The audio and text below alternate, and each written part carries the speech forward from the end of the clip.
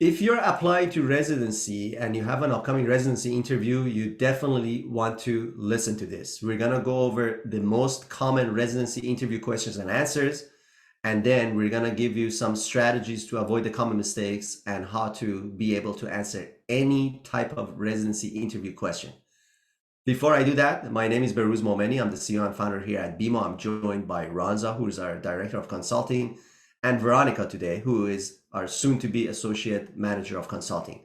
Guys, let's quickly go over some of the most common residency interview questions. Then we're going to go into give some strategies and some thoughts and maybe some sample answers. One, here's, if you want to get all of these, by the way, go to bmo.blog and search for our sample of 110 residency interview question and answers. You're going to get a lot of these. We got lots of them, but here we're going to select a few and we're going to give you some more in-depth thought process so you get to understand how to do this. What do you do for fun?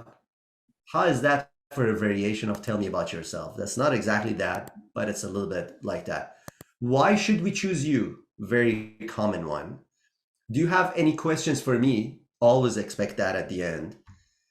Here's another question. How many emails are in your inbox? If this was for me, it's over 30,000. Say this is game over. When was the last time you got mad? Don't say 30 seconds ago or as soon as I saw you. Definitely don't say that. It's not a joke. Tell me about yourself. You could almost guarantee some variation of this will be asked. Why would you like to join our program? Right? The why our specialty, why our program.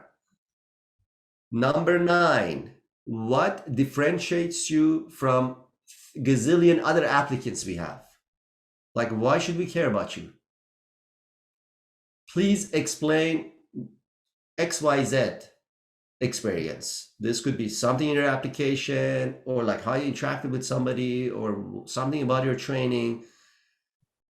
You could guarantee something either will come in naturally as you're giving answer to something else, this will come up, or if they have canned questions ready based on your application.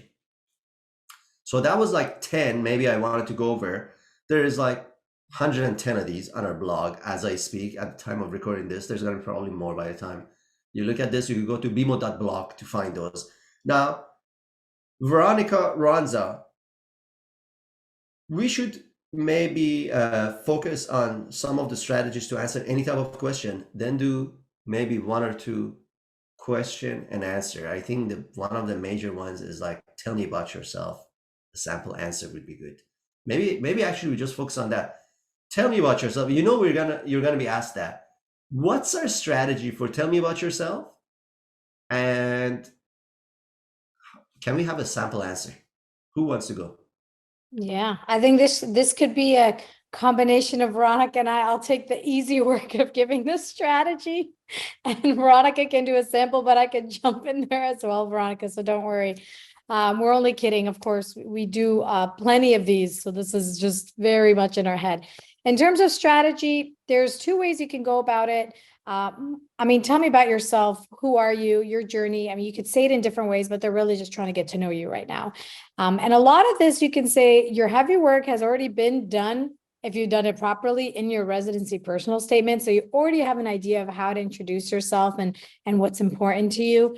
Of course, this could be a good opportunity to also personalize it in a different way that you make it maybe a little bit that would come across a bit too informal in your application. So typically the strategy is come up to 3 things, about who you are, about skills or things that you've learned, that you feel that the committee should know about you. And I always say, these 3 things that you're focusing on, and that could be different for everybody, should be elaborated with some sort of example or an experience. So, if I want someone to know that I have a very strong cultural competency and I'm very proud of that.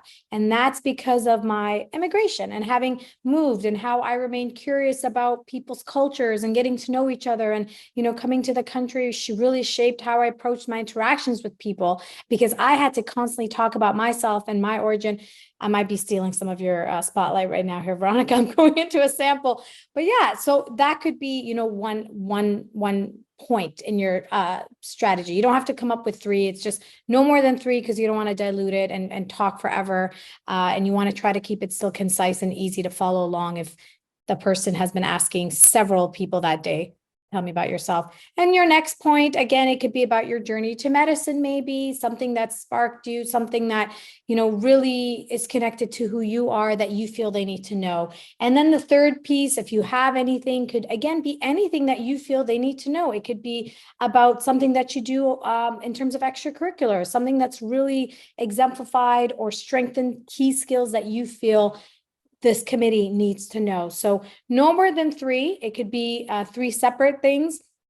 Now, another strategy that I've really worked on with people, because sometimes they feel like this could be a little spotty if they have to come up with three because they don't know how to transition well, is okay, then come up with your journey and your story. And it could be said in a way of like the three most impactful things that led you to this point. So that could be another way you could look at it. Again, we say no more than three, but that would be the strategy that would be most effective, most organized. You just have points in your head. Don't sit there and actually rehearse what you're going to say. It's, three things I'm very proud of myself. It's my cultural competency. Secondly, honestly, I love the work that I've done with the nonprofit X. And lastly, something that I love to do is something that I started up with me and my friend, and we do a community service every week or every month. And it's typically putting together, I don't know, sanitation kits or, anything. And we distribute them amongst the homeless population. And now I have friends that are volunteering, whatever the case might be. These are the three things I want them to know about me. So yeah, that's the strategy. So Veronika, you're ready to go over a sample. We could go over one of the ones we have on our blog. You're ready to roll? I'm gonna try. I mean, I have some notes here on my own, if that's cool. It's Perfect. probably, yeah. Okay, awesome. Well, this is about you yourself or your hypothetical residency applicant. It's a half blend of narrative and personal experience. Yeah. All right. So here is a sample answer to the question. Tell me about yourself. Go ahead. All right. Well, there are definitely three main experiences that have really shaped me as an individual, as well as my values and my work ethic. I have to say that first and foremost, I am an immigrant to this wonderful country. I came here when I was 10 years old. I did not speak the language. I was not familiar with the culture. And this is something that definitely forced me to become adaptable, to understand different individuals and the points of view that they're coming from that may not be my own. So this, of course, opened me up to a plethora of perspectives that I continue to be aware of and apply in my daily life. Now, I also came from a war-stricken country. So having then transitioned to this country where I am privileged enough to not have to endure the war-stricken reality that I was faced with in my early years, of course, has instilled in me a great appreciation, not only of the luck and the privilege that I have in my home country, but then also, of course, it made me very well aware of the social problems that are faced by individuals in this country as well, who may be coming with very similar backgrounds to find a better life in this country, but then also by individuals who may, for one reason or another, be underprivileged in our society.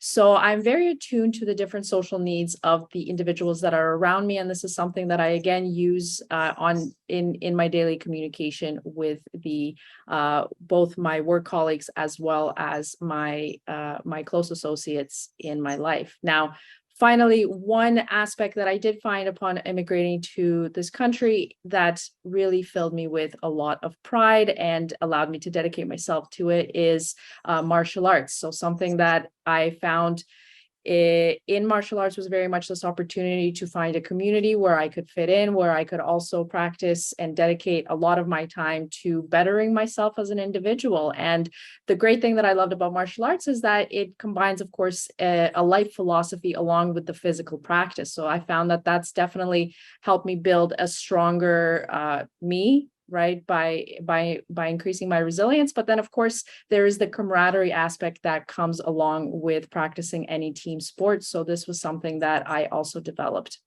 Now, together, both my cultural outlook as well as my my ability to collaborate and act in camaraderie with my associates, as well as my awareness of social issues, is something that I definitely hope to bring and will bring to the program and to my practicing specialty. Thank She's you. accepted. The end. You're You're matched. yeah, number one. No, All right.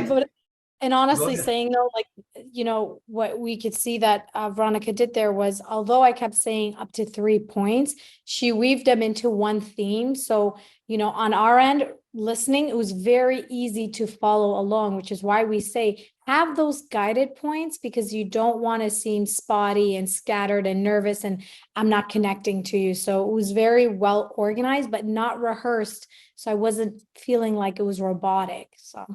Yeah. Yes. And here's a bonus point. I should have told you guys at the beginning, we're going to have a bonus point. But here it is. If you want this to be totally different and memorable, can you add a little bit of humor at the end?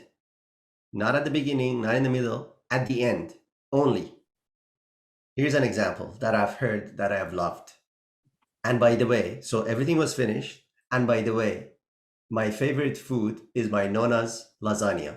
That was just ridiculous because everybody's being serious during that interaction, and somebody says that something lighthearted, and it shows they have respect for their family, especially elderly, and this is something. It just makes a person more personable, right? You don't use that same exact one, especially since now this is I was gonna say we're everywhere. gonna have a Obviously, lot don't of use people that. saying I love my So nuts. even if that is the case, no longer, since now this is in the world, and when BMO does videos or blogs, the entire world knows about them. So you can no longer use this, but there must be something specific about you that's gonna make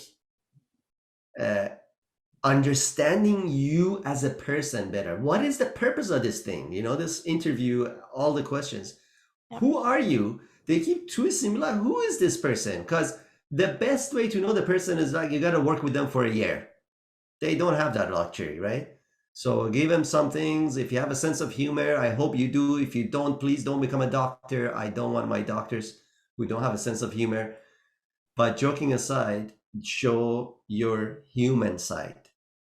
If you're human, I can trust you more likely to treat other humans as humans, especially if they're under your care. That's the bottom line. Any final thoughts? No, not to that piece. Great. Well, with that said, thanks so much for watching, and hopefully we'll talk to you next time. Have a good day. Bye.